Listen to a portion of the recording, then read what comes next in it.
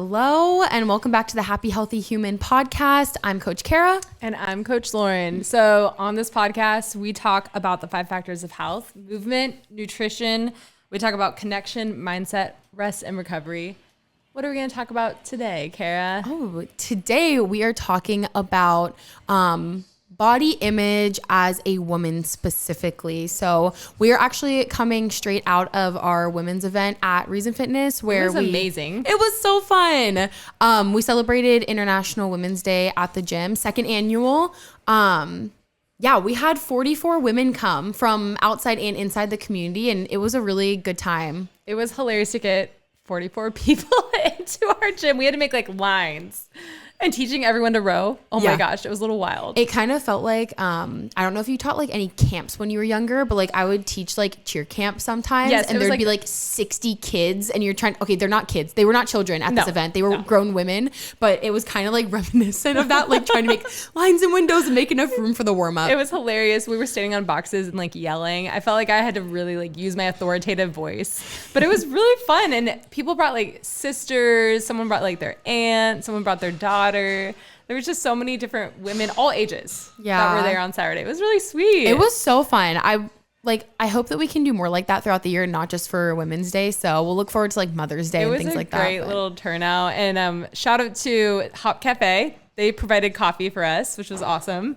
So everyone got their iced coffee, which is so sweet. Yeah. So. I think we had a couple members donate things. We had Kelly Zhang, shout out. Yeah, she did my wedding makeup. Shout out. She did makeup brushes. And so we just had so many different sweet ones. Oh, we had a ton of liquid IV that we got. Yeah, that was cool. Bev with Chick-fil-A came through. Oh my gosh, shout out to Bev. That's amazing. Yeah. I did spread the rumor that we were going to have Chick-fil-A at this event, and I had to then tell people that we're not going to have Chick-fil-A at the event, but you can go afterwards if you want. Yeah. That's how we got so many women to come. Yeah, I lied to them. Lauren's like, come to the event and you'll get Chick-fil-A. And then it was a card. I don't know why I was like, oh yeah, there's going to be food. And then it was like this little baby granola bar.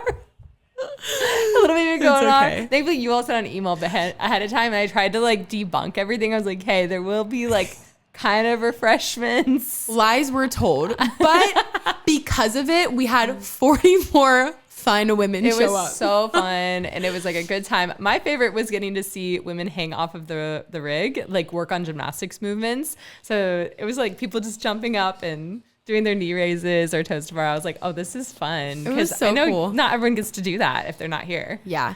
Well, that's what I like about the CrossFit methodology with like different skills. You feel like you get to be a kid again and like you're on a jungle gym. Yes, totally. And people were definitely doing that. Like, cause some were just like, oh, look, I can do this. I'm like, oh, that's awesome. Yeah. So, love it. It was a good time. We'll look forward to next year. Yes. And if you weren't able to make it, hopefully we'll have more events throughout the year. Yeah. And obviously Dr. Beth did amazing. She was presenting on female health, and she did a great job. Yeah. So, well, should we get into our topic today? Yeah, let's do it. Okay. So the reason that we wanted to talk about body image is we had a survey from women going to this event, and a lot of them said the thing that they would want to learn about is weight loss. So before we can even get into the topic of weight loss, I think it's important to talk about body image because there's so many pressures on society of what it means to be a woman, what it means to be a beautiful woman, pressures everywhere. I think it'd be helpful if we shared maybe like our stories, especially as female coaches and athletes now, but maybe like your story of body image. I don't actually think I know it at all. So whatever you want to share of like, have you struggled with body image? Have you felt those pressures as a woman? All of that. Yeah, totally. Well, I think that, let's see. So I talked about it in the past of like, I did cheerleading growing up. And I think that that set the stage for a pretty like interesting environment around body image because the big thing was like looks in the sport, right? And like the whole sport was based around like perfection. You were scored on like how perfect was everything. How did you look? XYZ. So I think that kick-started how I viewed myself was that I was never like skinny enough. I was never shredded enough like some of these girls on these more elite teams. And then going into college, my freshman year, it was really interesting because I lost all structure of like how to eat. Right? Because when you're growing up, you're in school and it's like you eat breakfast at home, you eat lunch at school, you come home and mom made dinner in my case. Like I would come home and my mom or dad would make something. we didn't talk much about like healthy eating growing up. It was just kind of like here and there. My mom did like some diets, so we would eat like relatively healthy as I was in high school. But in college was when I think that I want to say that like Instagram and the like explore page was starting to like pop off. So you get targeted by a bunch of different people, and specifically like girls with like the aspirational body, which is like basically like skinny and shredded. And I was doing college athletics at the time. And so I would see girls from other schools or girls on social media that had these like bodies of what like the athlete should look like, or what I thought like an athlete should look like. And that for me kickstarted a lot of insecurities on what I looked like.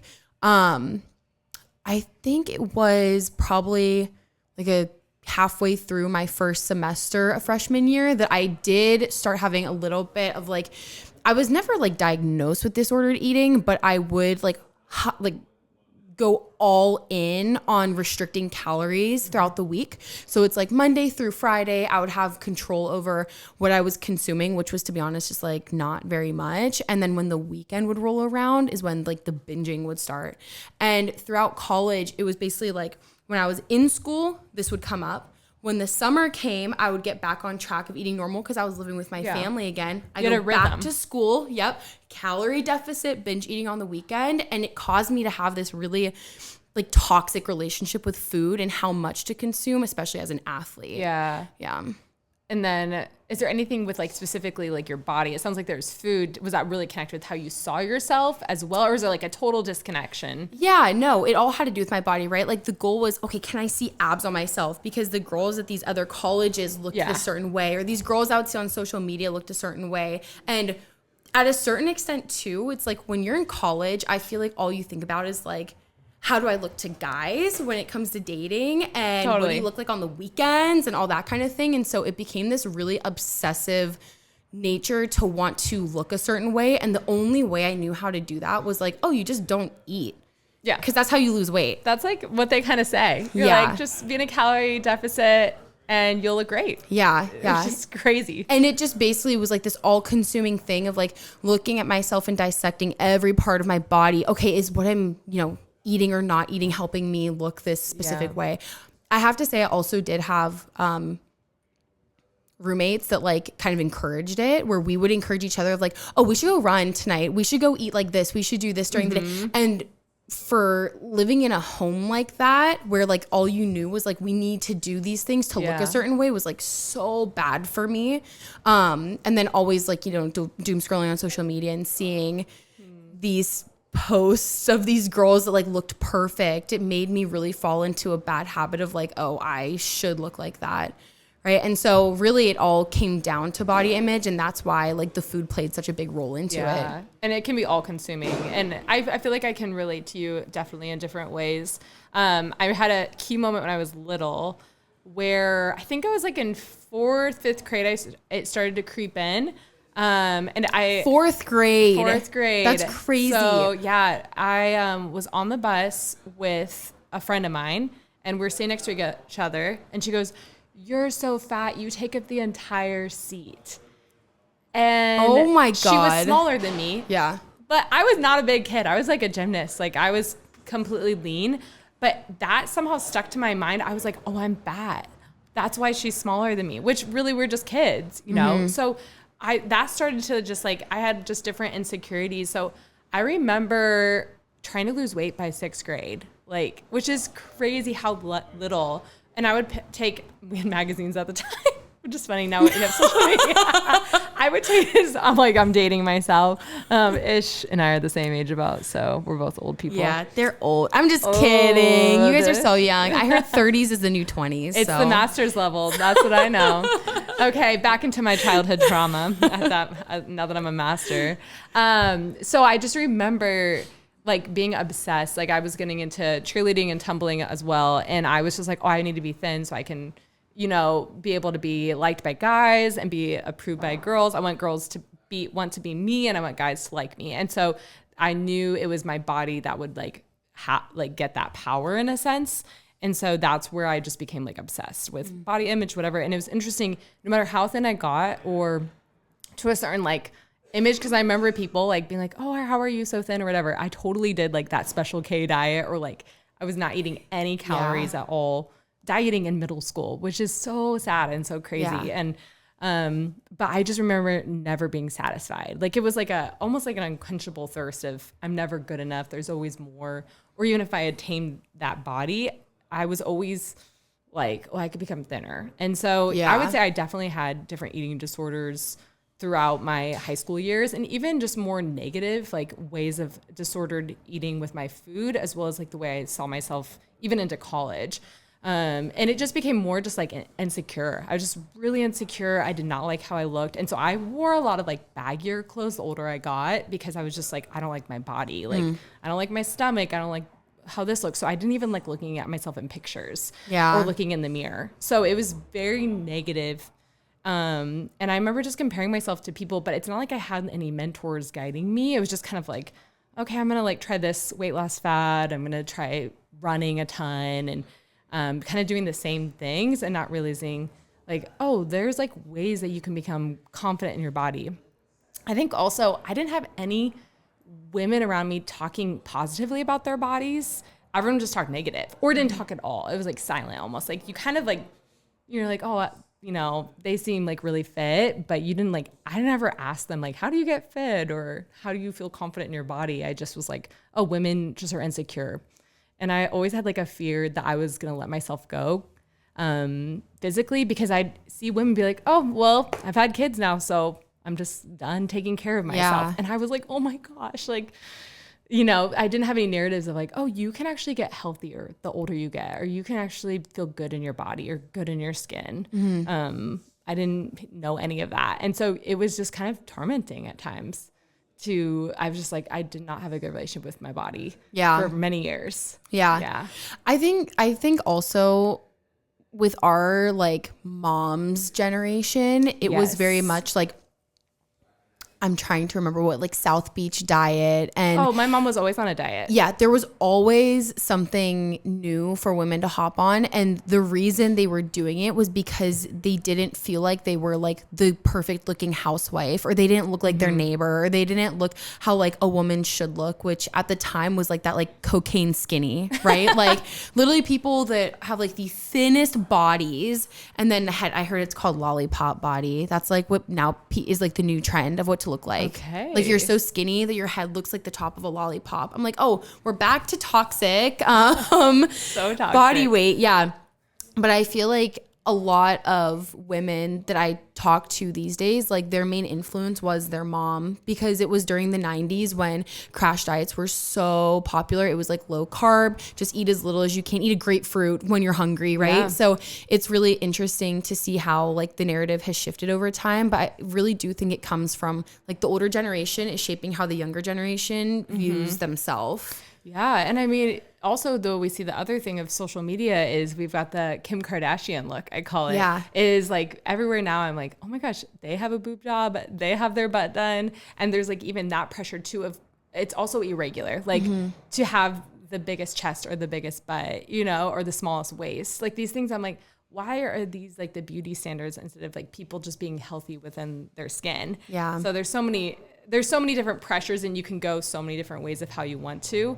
Even in the CrossFit world, we have, you know, the pressure of to be the strongest, the leanest, the most muscular, you know, we can feel those pressures. Yeah. I'd be curious, like, how have you grown since, you know, college in your relationship with food and in like how you see yourself and your body? Yeah. I think that a turning tide for me in like my body image was around, how old was I? I think I was 23 or 24. I had found CrossFit and I was doing CrossFit at the time. I was still struggling with my food even when I began at Reason. And then about like 4 months in was the new year, and my family, it was during COVID. So a lot of restaurants were closed down, and so you couldn't eat out or anything. Yeah.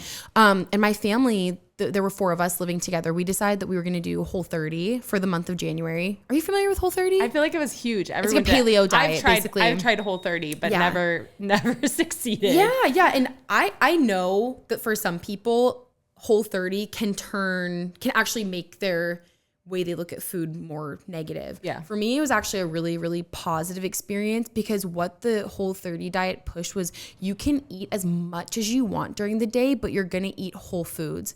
And so because your options were relatively limited in what you could eat, which is where it's negative for some people, right? Like sometimes there's some people going on a restricted diet is not good for them.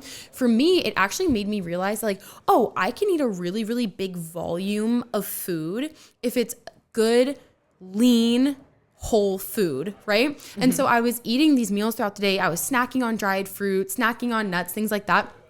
And what I realized by the end of it was that I actually felt the best I had ever felt. I had lost, I think, around like 5 pounds during that month, which at the time I had 5 pounds that I could lose. Mm-hmm. I was not at my healthiest because I was going through this like binging and restricting cycle. And I felt really uncomfortable. So after that was when I was becoming more consistent in the gym.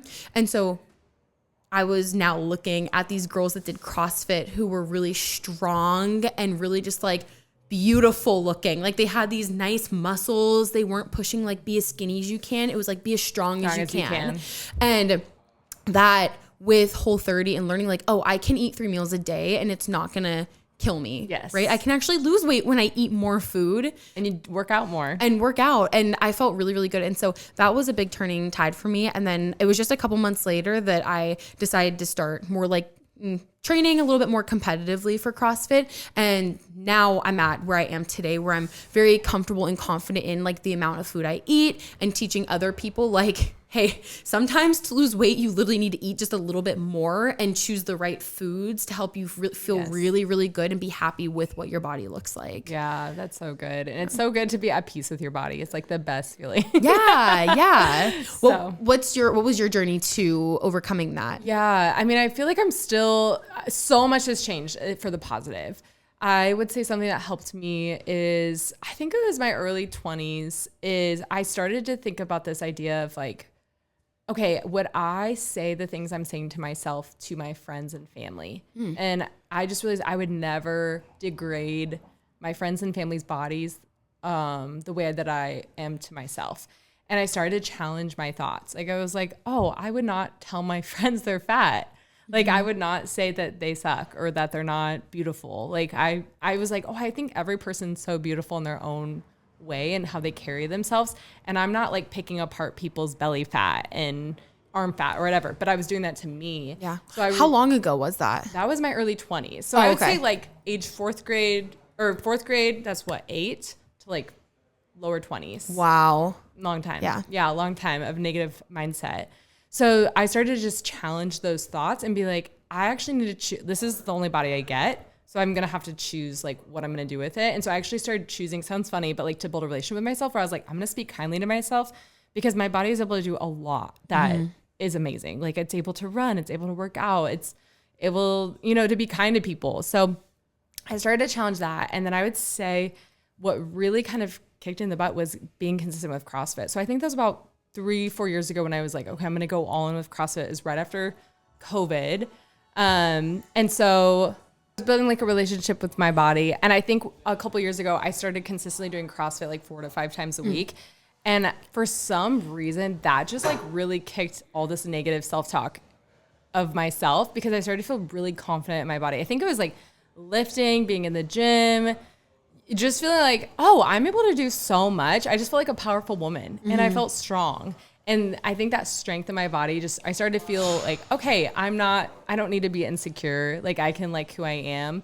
And I do think the older you get, I hope you just care less what people think. Yeah. You start to realize like, oh, these things don't matter as much. Like what people think about me, and I'm going to have like, some days I'm like on my period and I'm really bloated and a couple pounds heavier. Like, okay, like, so what? But just feeling good in my clothes and feeling good in my, just feeling good. And honestly, being off social media has helped me a lot with it, like not comparing and just being like, oh, I have to look specifically like this. So I'm really careful of like, when I get into comparison or jealousy of people, I just kind of go after like, nope, I'm not going to. I'm going to like speak positively of them because I'm not that person. I'm only me. So I just keep going back to like, I have to figure out like how to love who I am. Just like I would support anybody in loving like the body that they have and how do we make it the healthiest version. So it's switched more to like, how can I have the healthiest version of me? And that can also influence other people. Yeah. I'm trying to push against this crazy social, it's never enough like what society is saying is beautiful or is good, you it's know? also like it, it's always never ends. changing. It's always too. changing. Like, if you think like the BBL was the big thing for the past like what 5 years, and now it's becoming like we're going back in time to the really like skinny body is now what's beautiful again. Like, you notice What if like you got the BBL? What are you gonna do? Get it out? Ouch. removal. Oh my gosh. Yeah. So it is so unrealistic. I see a lot of women now too, like getting their filler taken, like literally dissolving the filler in their face because that's what was really popular a couple of years ago. It's crazy, like the standards that are set and that we fall into these trends. Yeah. So, and we actually see some women in the industry pushing against it. Like I think it's Julia Roberts that's not getting any, or Pamela Anderson is like not wearing makeup. Yeah. Julia Roberts I don't think is getting anything done with her face. Like there's some women are like, I'm just gonna have wrinkles. Like I'm gonna, you know, push against these crazy standards that really never end, and you have to spend thousands of dollars and get cut up, and oh my gosh, it's crazy. Yeah. I think it's been cool. I agree that with social media, I know that you're not on social media and that was really good for you. Like for me, I take breaks like here and there. Last week I deleted it for the whole week because I was like, I'm just not in like a good mindset right now with my body. And it goes on and off, like depending where we're at. And so I deleted it, felt so much better by the end of the week. It's like sometimes you just don't need all these voices. Now I have to say though, there are some really, really positive influences online where there are. Have you ever heard of body neutrality before? I haven't. So when I worked at Lululemon, there was a whole talk on body neutrality, and I was like lucky to be able to sit in on this like presentation that they did. And it was during the body positivity movement that some people were realizing that body positivity is not actually pushing a healthy body. It's like, hey, wherever your body's at, like it's perfect. But the reality is that sometimes you are not in a healthy body, and we shouldn't necessarily celebrate that, which I know can be a hot take, right? Mm-hmm. But body neutrality is accepting where your body is, but being aware that you can treat your body better. Yeah. So it's like, this is where I'm at, but I'm not necessarily okay with like this being the standard if you're unhealthy. One way or another, right? Yeah. Either being underweight or overweight. Good. And so they were really pushing like, love yourself, but know that it's okay to want to change your body. Whereas body positivity was like, you shouldn't want to change your body. Anything. Yeah. And so I found that there are like some creators that can be really, really nice to follow, where it's not them pushing like, hey, you need to go exercise because you need to lose weight. Or there's this one girl, I don't know what her name is, and I'm not going to flame her. And she also has like 1 million followers, so it doesn't matter what I say. But she's like, this is how you be a skinny, hot girl. Oh my and gosh. It's just like the thing she posts are so crazy. But people follow. And she has a cult following of girls. Yeah. And then I see other people who are like, hey, this is the workout that made me feel really good and strong today. And it's like, that is the stuff that like I hope that people follow and tend towards, because really wanting to change your body is totally fine. And we'll talk about what like losing body fat looks like next week. Yes. But I think that if we can remember that working out shouldn't be a punishment. It should be a driver to better yourself, or eating healthy isn't so that you can lose a bunch of weight to look like a certain person. It's so that you have a healthy mind, body, and spirit. Then I think that that's where we can, as women, like push against the narrative of being like perfect. It's just like, hey, let's just take care of our bodies and be healthy. Yeah. And I think that's what, I mean, that's why Happy, Healthy Human podcast, right? We're like, how do we become happy, healthy, and in our humanity of just like who we are? Because it's not like I'm ever going to be you. You're never going to be me. It's like, how do we promote people's health and getting to that goal? And it's going to look different in different seasons of your life, different ages, different stages, kids, no kids. And so how do we feel, you know, like, that we're always becoming a healthier version of ourselves, which I think it's so easy to just say like, well, this is just how it is, or I'm stuck, or I hate myself until I arrive at this weight, or if I at this thing. And it's like, no, how do you actually be with yourself and encourage, you know, to get to your goals? That might be a process, might be a several year process, you know? What have you said to members that are maybe frustrated with their body image, or I don't know if you've dealt with that with different ones. I feel like a lot of people don't just say, I hate my body, or I don't like my body. They might just say like, oh, I want to lose weight, I assume.